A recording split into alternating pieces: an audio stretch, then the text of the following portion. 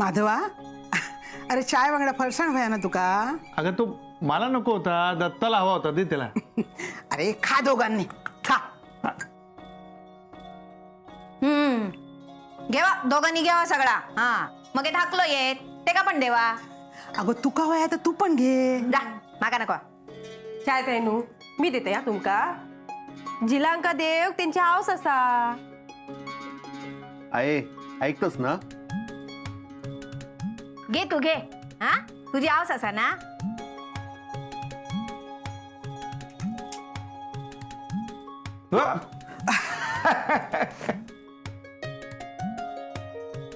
मी तुमका घेऊन येते आणखी. आहे नको, बस एवढा. माधवा माका वाटलं चाय खाऊक तू नसतलो. अरे असो काय करतो. मुंबईत जाऊच्या गोष्टी करी होतस ना. गेलाच नाही सो. छाया दत्ता असू दे असू दे. छाया कसं आहे माहिती का, तुम्हाला सोडून जायला माझा जीवच होत नाही ग. थैसर बायल वाट बघत असत ना. ती समजूतदार आहे. तिला माहिती आहे इथे कामाशिवाय राहणारच नाही मी. वय पण मग काय काम रावलं आता. नाही तसं नाही, माझा पाय निघतच नाही इथून. सरिता अगो असं काय करतोस. ते काय आयन काहीतरी काम सांगल्या नसताला ना. आणि तुका तर माहित असा तो आयेचो शब्द खाली पडूक देणार नाही. मग ये आईचो लाडको हा तू. बघ सत्या.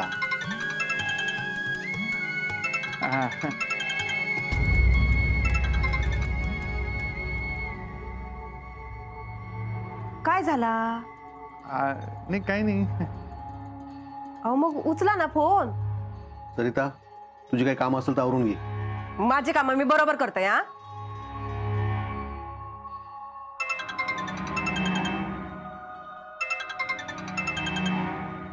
भाऊजी कोणाचा फोन असा. वहिनींचो असा काय. हो हो हो. हो मग उचला ना फोन. नाही नको, मी तिला नंतर करेन ना. हा फोन का कट करतोय.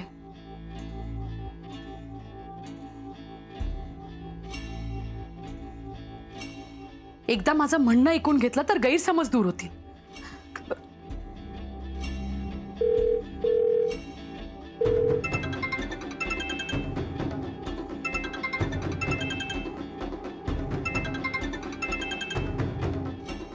आलो मी.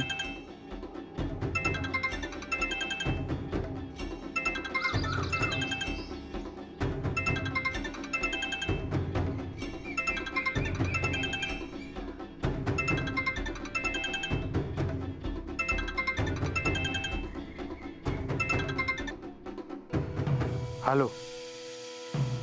हॅलो माधव. मला वाटतं आता बोलण्यासारखं काहीही राहिलेलं नाहीये. अरे पण माझं निदान एकदा ऐकून तर घे.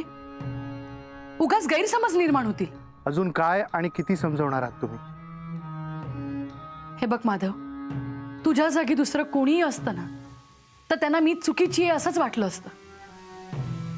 त्यामुळे तू चुकीचा आहेस असं नाही म्हणायचं मला. पण मी असं का वागतेय याचा एकदा विचार तर कर. तुमचा विचार करूनच कित्येकदा मी तुम्हाला मदत केलेली आहे.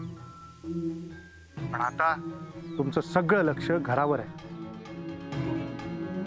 हे बघ माधव, मी हे काही मुद्दाम केलेलं नाहीये. अरे माझा नाईलाज होता. पण त्याची झळ आमच्या घराला लागते ना. आणि मी तुम्हाला आधी पण बजावलंय. जर माझ्या घरावर काही येत असेल ना तर या घराचा थोरला मुलगा या नात्याने मी शांत बसणार नाही. मग मला सांग, माझ्याकडे दुसरा काय पर्याय. तुमचे पर्याय आणि तुमचे मार्ग निवडायला तुम्ही समर्थ आहात. पण गरज पडली ना तर त्या मार्गात सगळी सहानुभूती आणि सगळी माणुसकी बाजूला ठेवून मी आड येईन, हे लक्षात असू द्या. हॅलो माधव.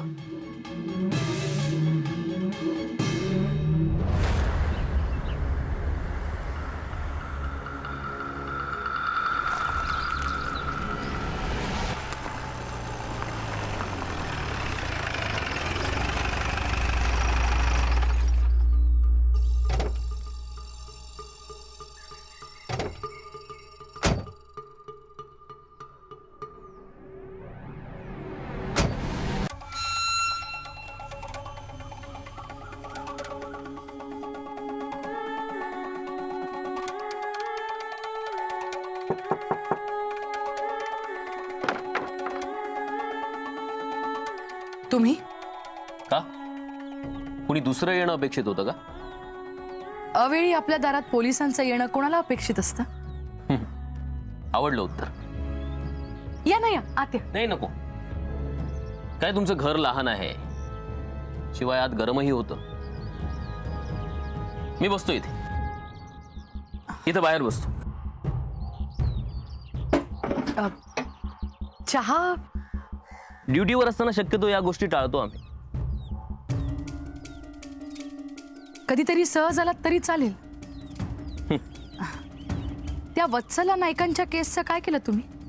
हा, त्या संदर्भातच बोलायला आलोय. आम्ही समज दिली आहे. समजून सहज समजणाऱ्यातल्या नाही आहेत त्या. पण मला सांगा, तुम्हाला अचानक त्यांनी मानसिक त्रास का दिला? त्यांचं मानसिक संतुलन ढासळलं होतं आणि म्हणूनच त्या वाड्यावर येऊन राहत होत्या. पण त्यांचं वागणं वाड्यातल्या माणसांना आवडलं नाही, मग काढलं घरातून. अहो, त्यांचा मुलगाही तसाच होता. आता अशा माणसांचं वागणं आपण कसं काय सांगू शकतो ना. मला बाई भीती वाटते अशा माणसांची. अहो, भर रस्त्यात शेण टाकलं, उद्या जीव घेतील. तुम्ही सुरक्षित आहात, काळजी करू नका. हा, पण त्यांच्या वाट्याला गेला नाही तर बरं होईल. अहो, मी कशाला जाऊ त्यांच्या वाटेला? पण तुम्ही म्हणताय तर घेईन मी काळजी.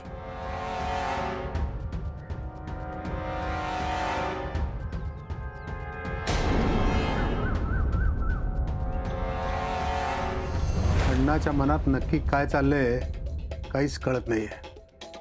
त्यामुळं यापुढं जी पावलं उचलाल ती सावधगिरीने उचला.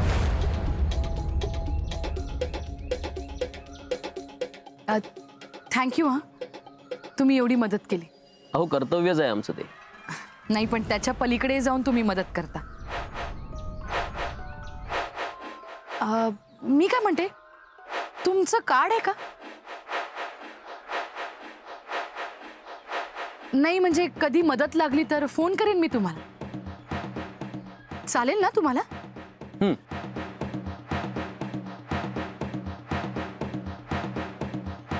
हे घे. थँक्यू. येतो. चला रणदीप.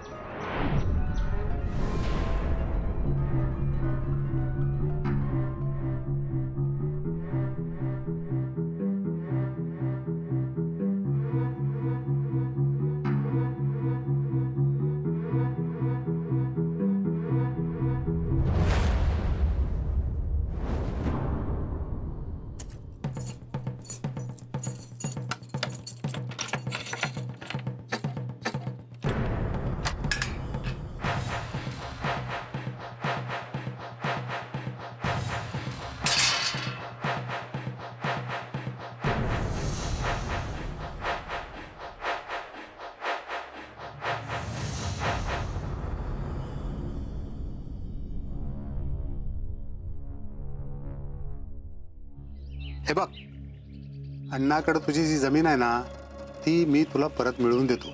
काळजी करू नकोस. अरे, माणुसकी माझ्याही रक्तात पूर्ण भिनलेली आहे. तू काळजी करू नकोस. अरे, 1-2 सह्याचा प्रश्न आहे, त्या मी घेतो, अण्णा देईल. अरे हो, अण्णा म्हणजे आता नख काढलेल्या वाघासारखा झालाय.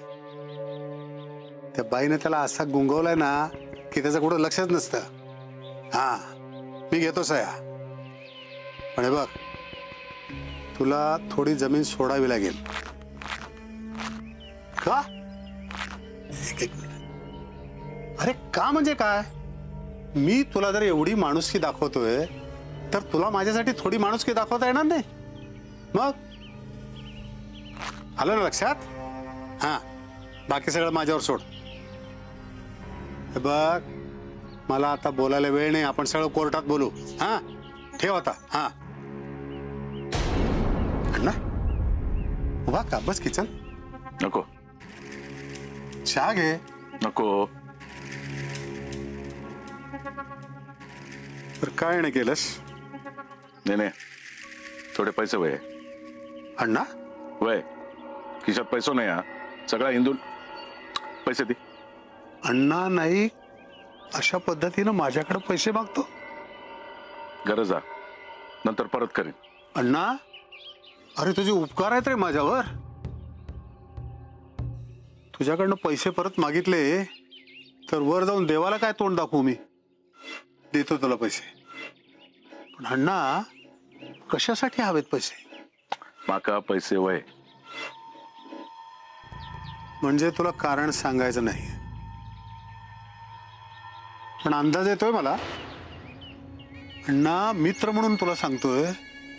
अरे पैशापरी पैसा जातोय काय तू त्या बाईच्या नादाला लागलायस? हा ते एवढंसं कुणासाठी सोडत नाहीस. आणि हे काय चाललंय हे सगळं? माका काय फरक पडत नाही.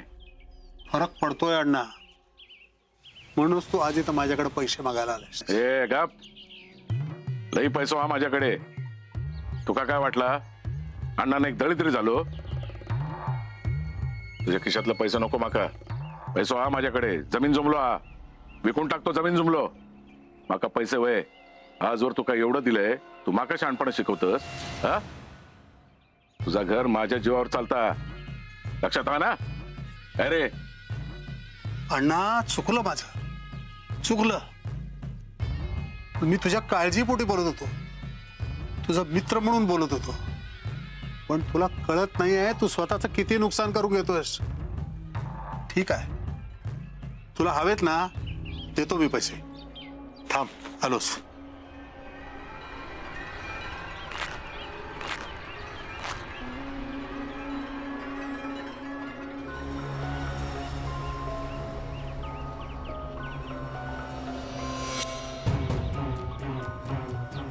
हे घे. घरात होते तेवढे सगळे आणले. घेऊन जा. आणखी लागले तर सांग. स्वतःला घाण ठेवून आणून देतो पण मित्रत्वाला कमी पडणार नाही. घे.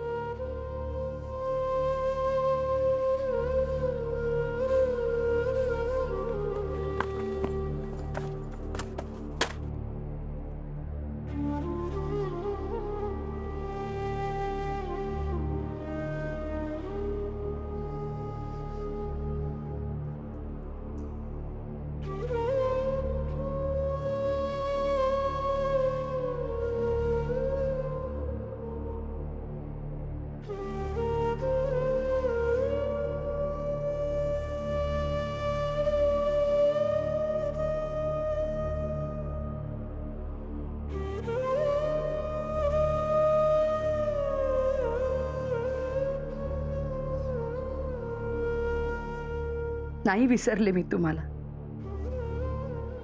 कायम आठवण येते मला तुमची. प्रत्येक क्षणी प्रत्येक अडचणीत. किती साधं सोपं होतं ना आपलं आयुष्य. फिरतीची नोकरी आणि माझी चिडचिड. तरी सुद्धा प्रामाणिकपणे माझ्या बरोबर संसार केलात तुम्ही.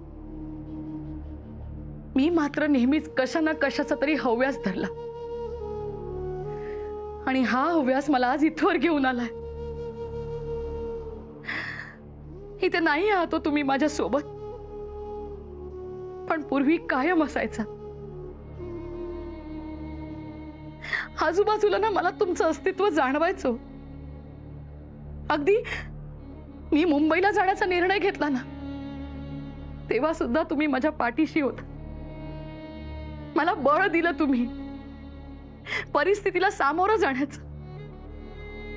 मागचं सगळं विसरून मी नव्याने जगण्याचा प्रयत्नही केला हो. पण पुन्हा एकदा मी याच दलदलीत येऊन अडकले. आपल्या घरातून मी या घरात आले पण या घरात तुम्ही नाही आहात हो.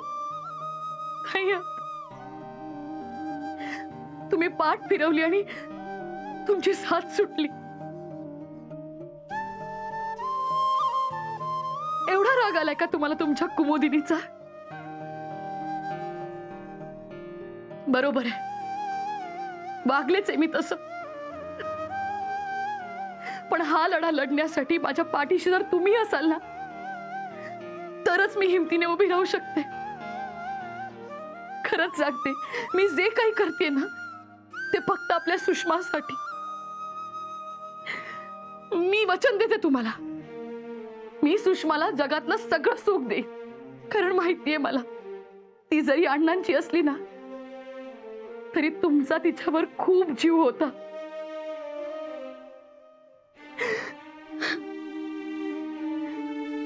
आज ज्या रस्त्यावर मी चालते ना तो रस्ता तुम्हाला चुकीचा वाटत असेल, पण शेवटी हा रस्ता मला जिथे घेऊन जाणार आहे ना त्यातच आपल्या सुषमाचं भलं आहे. त्यामुळे तुम्ही माझ्यावर विश्वास ठेवा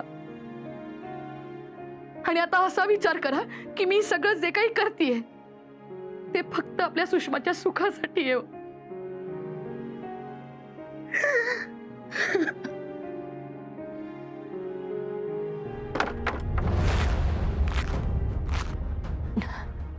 अण्णा,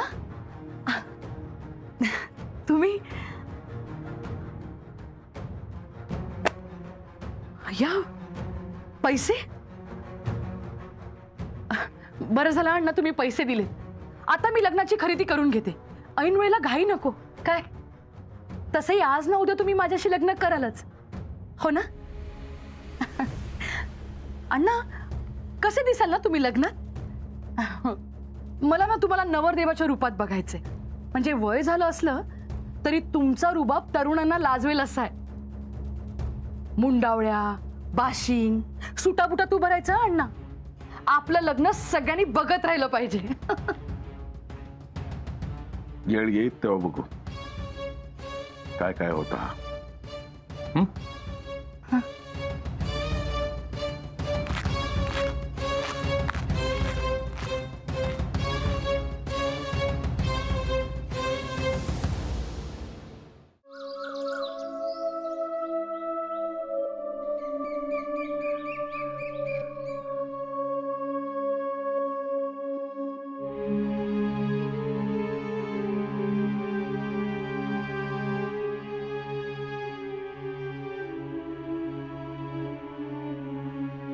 पाटणकर बहिणू, अरे सोनट्या, ये ये आत ये.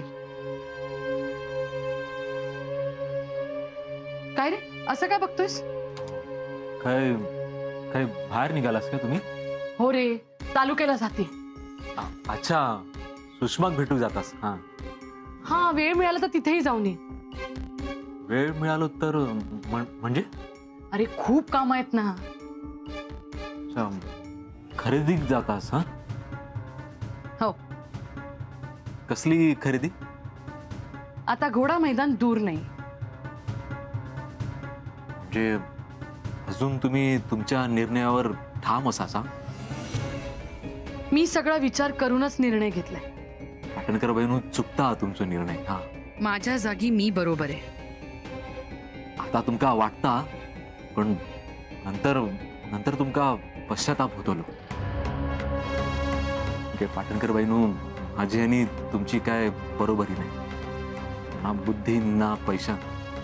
तरी पण तुमका सांगताय, तुम्ही ज्या ह्या मार्गावरून चालूचा प्रयत्न करतास ना तो काय बरोबर नाही पाटणकर बहिणू. म्हणजे ह्या निर्णयामुळे तुमचं सुद्धा आयुष्य उद्ध्वस्त होईल आणि हिंदू काकीचं सुद्धा. मी हात जोडते तुमच्या समोर. निर्णय बदलायो. हा, तुमका अण्णांचा बदलो घेऊचो ना, घेवा ना, पण खयच्या तरी वेगळ्या मार्गान. आणि मी असे ना तुमच्यासोबत, होय, अगदी माझ्या शेवटच्या श्वासापर्यंत असेल. पण पाटणकर बहिणू, एकदा विचार करा. हा, माझा निर्णय झालाय आणि चल, आता मला खूप उशीर होतोय. लग्नाची खूप खरेदी बाकी आहे. चल.